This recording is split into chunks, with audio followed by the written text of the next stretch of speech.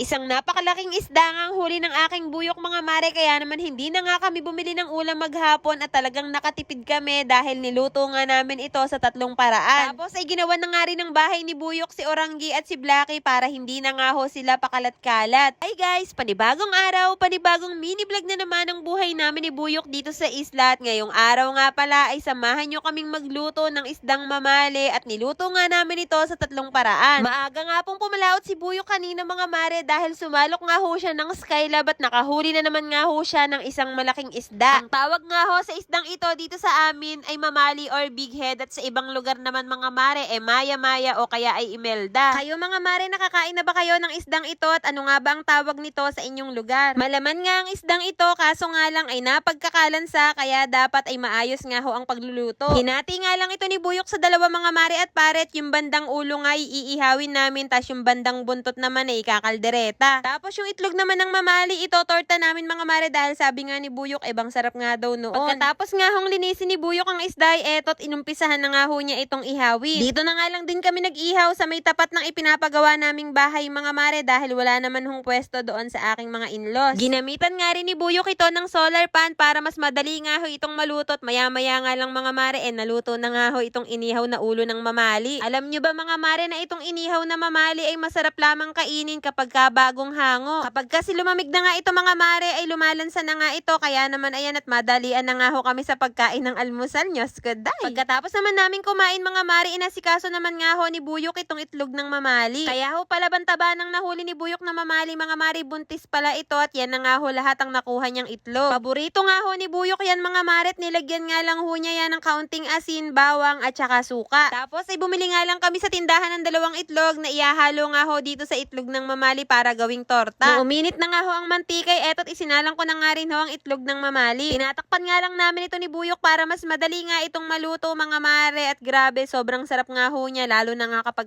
mainit at isasawsaw mo nga sa ketchup. Pag kinakain mo na nga siya, may kakaiba nga siyang texture mga mare pero basta masarap nga ho siya. Yan nga ho yung ulam namin ngayon tanghalian at maya-maya nga lang mga mare nasikaso ko na nga rin ng pagpapaligo dito sa aming bunso na si Malik Storm. Dahil sa sobrang init nga ho ng panahon ngayon, kaya naman bang aga ko nga ho kung paliguan itong aming baby dahil umaga pa nga lang pawisan na nga ho ang ulo niya. Diyos ko dahil. Kung nung 1 to 2 months nga ho palaiyak itong aming bunso pero ngayon enjoy na nga ho niya yung pagpaligo. Talaga namang natatawa pa nga siya at enjoy na enjoy talaga niya. Lampas na nga si Storm dito sa kanyang paliguan at talaga namang hindi na ho kasya ito sa kanya. Noong nakaraan naman mga mare, sinimula na nga rin ni Buyok na gawa ng bahay si Oranggi at ang kanyang anak na si Blacky mga mare para hindi na nga ho daw sila pakalat-kalat. Dahil may gamit naman si Buyok kaya naman siya na nga lang ho ang gumawa ng bahay ni na Blacky at ni Oranggi at bumili na nga lang ho kami ng pansahi. Isa pa nga hong dahilan kaya namin ginawa ng bahay si Oranggi at si Blacky, natuto nga ho si Blacky na maggat-ngat nga ho ng mga tsinelas. Pagigising nga ho namin ng umaga ay nagkakawala na nga ho yung mga tsinelas namin at kung saan-saan nga ho dinadala ni Blacky. Kaya naisipan nga namin silang gawa ni Buyok mga mare para nakaimis nga ho sila at baka mamaya magngat-ngat nga ho si Blacky ng mga tsinelas sa ibang bahay ay nakakahiya naman At dahil hindi pa nga ho kami nakakabili ng steel matting na ididingding nga ho namin dito sa bahay nila kaya naman lambat na nga lang ho muna daw ang ilalagay ni Buyok. Parehas nga silang pinaliguan muna ni Buyok bago nga sila ilagay dyan sa kanilang bahay para malinis nga daw ho sila at mabango. Parehas nga hong malungkot si Oranggi at si Blacky nung mailagay nga sila ni Buyok sa kanilang bahay at talaga naman banlungkot na mga mukha aba. Nung lumapit nga ako mga mare, parang nagmamakaawa pa itong si Oranggi sa akin at talaga namang titig na titig sa akin habang ako ay papalapit. Kaso wala nga akong magawa mga mare dahil bang kukulit nga nilang dalawa at baka mamaya mabarangay pa nga kaming dalawa ni Buyok dahil sa kanila. Diyos ko dahil. Kinahaponan naman mga mare, niluto na nga rin namin yung natitira pa naming mamalit. Ginawa nga namin itong kaldereta. Yes mga mare, pwede talaga itong gawing kaldereta. Talaga namang napagkakasarap. Nai-marinate nga lang muna namin yung isda sa toyot kalamansi tapos ay pinrito na nga ho namin. Naiprito nga rin muna namin yung kamote dyan para syempre mas masarapan. Naggisa nga lang kami dyan ng bawang sibuyas kamatis tapos inilagay na nga rin namin yung pritong kamote. Naibuhos ko nga rin dyan yung pinagbabara ng isda tapos itong peanut na may ketchup. Grabe mga mare, sobrang sarap talaga nito na para bang kumakain ka nga ng kalderetang manok na may tinik. Nyos ko day.